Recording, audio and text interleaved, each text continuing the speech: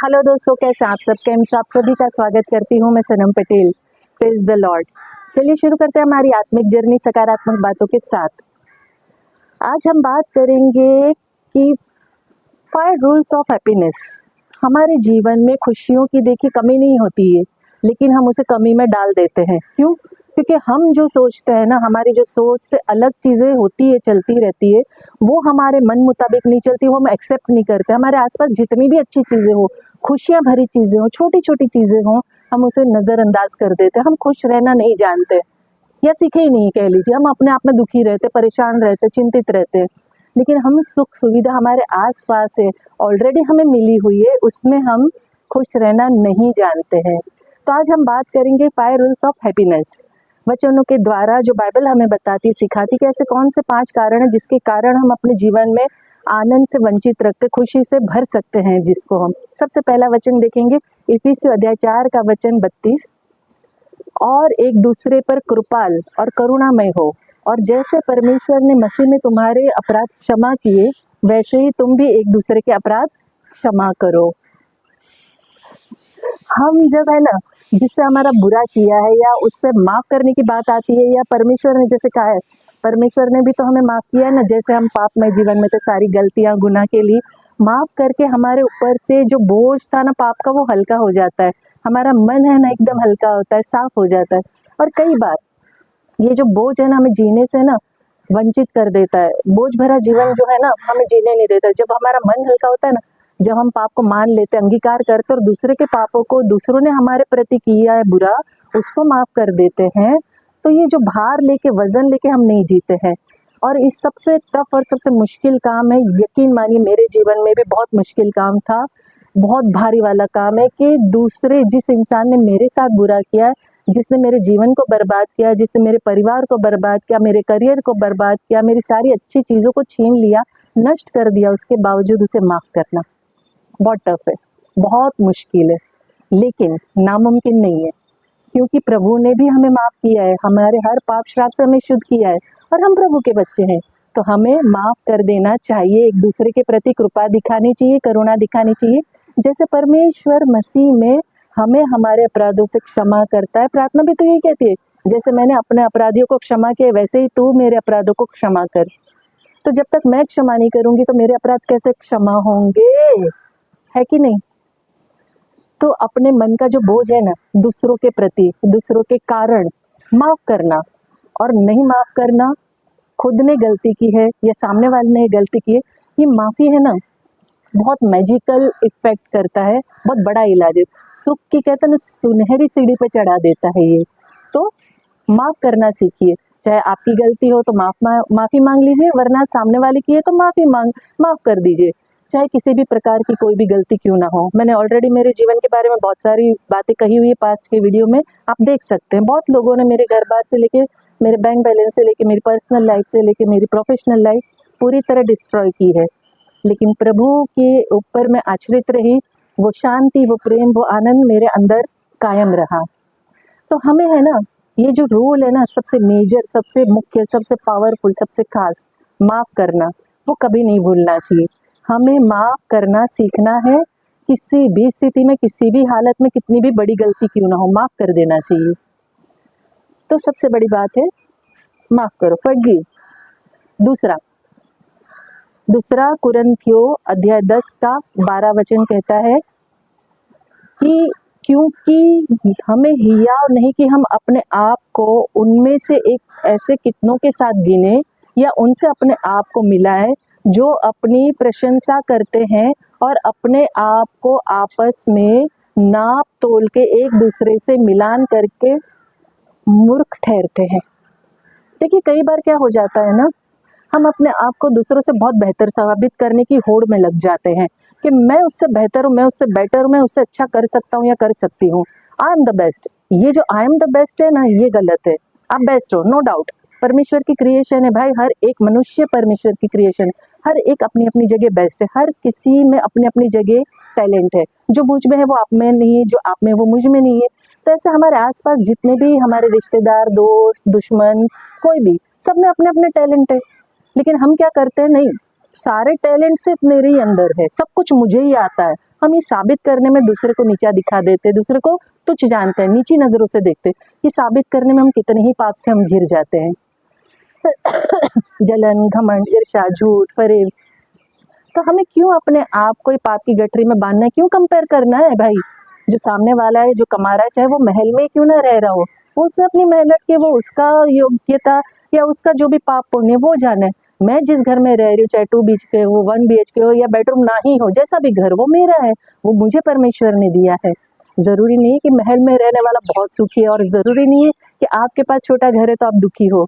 जो परमेश्वर की ओर से मिलता है ना, उसमें कभी दुख मिला हुआ नहीं होता है, वो सुख से भरा हुआ होता है। अपने आप को कंपेयर क्यों करना? आप श्रेष्ठ हो, वो अपनी जगह श्रेष्ठ है। हमें जो बनाया है ना खुदा ने, वो बेस्ट बनाया हुआ है, ये मत भूलो। हम उसके मास्टरपीस है। हमारी क्वालिटी हमारी अपनी है। जो भी मुझ में टैलेंट है वो किसी और में नहीं है। तो मुझे मेरे टैलेंट को निखारना है। जो भी मुझे क्वालिटी गॉड ने दी है, मुझे उसको निखार के ऊपर लाना है। जो परमेश्वर ने मुझे दिया उसे निखारो ना। जो सामने वाले को आ रहा है, जो सामने वाला कर रहा है, जो मुझे नहीं आ रहा लेकिन मुझे उससे बेहतर बनने के लिए वही करना है, तो मैं गलत हूँ ना? सामने वाला कैसे गलत हो जाता है? नहीं होता है। तो don't compare your self with others. उससे सिर्फ हम दुख पाते। तीसरा वचन बताता है, मत्ती अध्याय 6 का 34 बताता है, सो कल के लिए चिंता ना करो सॉरी, क्यों कल का दिन अपनी चिंता आप कर लेगा। आज के लिए आज ही का दुख बहुत है। मैं हर पल है ना, कल क्या होगा, आज क्या होगा, अभी क्या होगा, कल होगा, ये होगा, वो करना, पैसे नहीं, ये लाना है, वो लाना है, ऐसा जीना, ये कर्जा लेना है, ये कर्जा उतारना है। अरे यार, जो आज है उसमें जियो ना। हम हर पल कल क्या होगा की सोच में आज में जीना भूल जाते, आज खो देते। हमारा स्वर्गीय पिता जानता है कि हमें क्या क्या जरूरतें हैं। वो हमें भूखा उठाता जरूर है, भूखा सुलाता कभी नहीं है। चाहे हम कहीं भी रह रहे हो, किसी भी स्थिति में क्यों ना रह रहे हो, पर हम उसे उसके राज्य को महत्व देने के बजाय संसार की चिंताओं को महत्व देते, परेशानी को महत्व देते, दुख को महत्व देते हैं, संसार की अभिलाषाओं को महत्व देते हैं। और प्रभु तो कहता है ना, कल के लिए चिंता मत करो, क्योंकि कल का दिन अपनी चिंता खुद ही कर लेगा। आज के लिए आज का दुख बहुत है। सो आज अगर किसी बात का दुख है, आज किसी बात से परेशान है, किसी बात की चिंता है, तो इनफ है 24 आवर्स में जो भी हो रहा है वो होगा ही।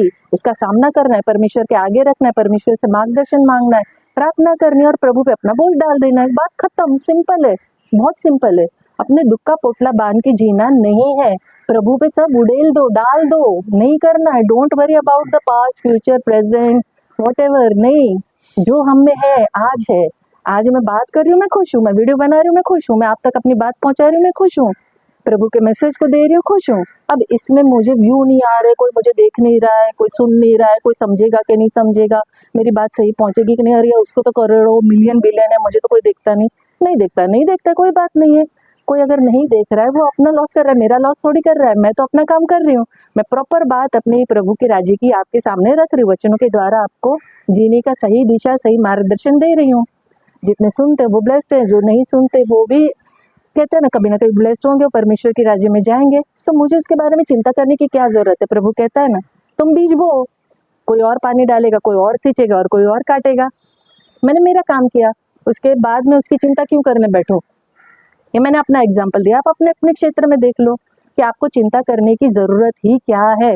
महत्व परमेश्वर के राज्य को देना है, ना कि संसार की चिंता परेशानियों को। चौथा वचन बताता है, 1 पत्रस अध्याय 3 का 9, बुराई के बदले बुराई मत करो और ना गाली के बदले गाली दो, क्योंकि तुम आशीष के वारिस होने के लिए बुलाए गए हो। वो जो दुनिया के रहता है ना, टिट फॉर टैट, इसने ऐसा किया, मैं इससे डबल करूंगी, इससे डबल करके दिखाऊंगा। मत करो। हम में और दुनियावी लोगों में फर्क होना चाहिए। हम मसीह के बच्चे हैं, हम परमेश्वर की संतान है। यीशु मसीह ने हमें चुना है, हमारा उद्धार किया, हमें हर पाप श्राप से मुक्त किया है। तो दुनिया अगर हमारे लिए बुरा करती है, बुरा सोचती है, बुरा बोलती है, गाली गलौज करती है, झगड़े रगड़े करती है, तो जो आपका बुरा करता है, वचन कहता है तुम उसे ब्लेस करो, उसके लिए प्रार्थना करो। ऐसा करने से तुम उसके सर पर अंगार रखते हो। और प्रभु का काम है पलटा लेना, तुम्हारा काम नहीं है, मेरा काम नहीं है। परमेश्वर के बच्चों को जो कोई भी तंग करता है ना, दुख पहुंचाता है, उन्हें नष्ट करने की कोशिश करता है, तो परमेश्वर की आंख में उंगली मारने के समान है। तो वो भुगतान वो लोग करेंगे ना, परमेश्वर जाने, वो जाने। हम कौन होते हैं उसमें बीच में पड़ने वाले? हमें दुख हुआ, डेफिनेटली हुआ, दुख हुआ, परेशानी हुई, डेफिनेटली हुई। प्रभु को बता दिया, प्रभु मुझे दुख हुआ, मुझे बुरा लगा, मुझे हर्ट हुआ, प्रभु तू देखे, मेरा काम नहीं है। पिता परमेश्वर, ये गाली गलौज करना मेरा काम नहीं है, झगड़ा करना मेरा काम नहीं है। इसने मेरे साथ बुरा किया, मुझे इसके साथ बुरा नहीं करना है। प्रभु इसके हृदय को तू बदल, प्रभु इसे ब्लेस्ड कर, प्रभु इसे दिखा कि ये गलत जा रहा है या जा रही है। प्रभु अपना कार्य करेगा। हमें नहीं करना है, हमें दुनिया के लोगों के जैसा नहीं बनना है। उनमें और हम में अंतर होना चाहिए, फर्क होना चाहिए। कहते हैं ना, ज्यादा अपने आप को ये मत करो कि जो दे रहा है सामने वाला वही मैं दूंगी, वही मैं करूंगा या करूंगी। पांचवा और अंतिम, never complain about your difficulties. अपनी कठिनाई, अपनी परेशानी, अपने संघर्ष के लिए शिकायतें मत करो, शिकायतें करना बंद कर दो। 1 थिस्सलुनीकियों का अध्याय 5 का 16 से 18 कहता है, सदा आनंदित रहो, निरंतर प्रार्थना में लगे रहो, हर बात में धन्यवाद करो, क्योंकि तुम्हारे लिए मसीह यीशु में परमेश्वर की यही इच्छा है। प्रभु क्या चाहता है? खुश रहना है। तो परमेश्वर की आज्ञाओं को मानो, वचन को ग्रहण करो, मनन करो। प्रभु ने साफ बताया, क्लियर कहा कि हमेशा आनंदित रहो, सदा आनंदित रहो, मतलब हमेशा, हर स्थिति में, हर घड़ी, हर बात में, चाहे कितनी भी कठिनाई से भरा जीवन क्यों ना हो। No complaints. वाई?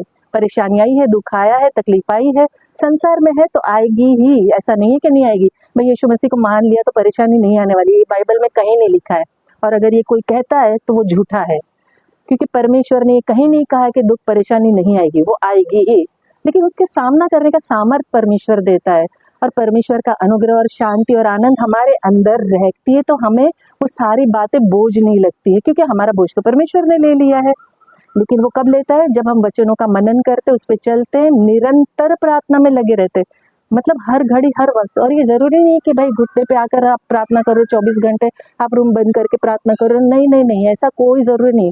एकांत समय अलग है। 24 घंटे आप इस तरह प्रार्थना कर सकते हो, आप काम करते करते मन में मनन कर सकते हो, मन में प्रार्थना कर सकते हो, खाना बनाते समय, कपड़े धोते समय, मीटिंग में, आप लैपटॉप पे काम कर रहे हो, मोबाइल में कोई काम कर रहे हो, किसी भी तरीके से आप प्रार्थना कर सकते हो। अंतर आत्मा, वो हृदय को परखने वाला परमेश्वर मन को जांचता है। निरंतर प्रार्थना आप अपने अंदर कर सकते हो। हर बात में धन्यवाद करो, जो भी आपको मिला है। सांसें चल रही है, thank you Lord, thank you Jesus. मेरी ब्रीदिंग है, मैं चल रही हूँ, मैं फिर रही हूँ, मैं दौड़ रही हूँ, मैं काम कर रही हूँ, थैंक यू लॉर्ड, तूने मुझे आज खाना दिया, थैंक यू लॉर्ड, तूने मुझे पहनने को कपड़े दिए, थैंक यू जीसस, तूने मेरे सारे परिवार वालों को बाहर सुरक्षित ले जाता है, सुरक्षित लेकर आता है, तो बराबर उनको रखता है, धन्यवाद। तू निरोगी रखता है, तो सबका ध्यान रखता है, धन्यवाद प्रभु, तूने हर एक कमी घटी को मेरे जीवन से निकाला है, धन्यवाद, तूने मुझे ब्लेस किया है, धन्यवाद प्रभु, तूने मुझे, मेरे परिवार को चुना है, धन्यवाद प्रभु, तेरी हथेली पे मेरा नाम है, धन्यवाद प्रभु, तू मुझसे प्रेम करता है। अरे कितने सारे अनगिनत रीजन है उसे थैंक यू कहने के, धन्यवाद कहने के। तो धन्यवाद कहना हमारा फर्ज है, हमारी हर सांस उसकी एहसानमंद है, हर सांस धन्यवाद कहे तो भी कम है। और यही प्रभु यीशु मसीह की इच्छा है कि हम खुश रहे, आनंदित रहे।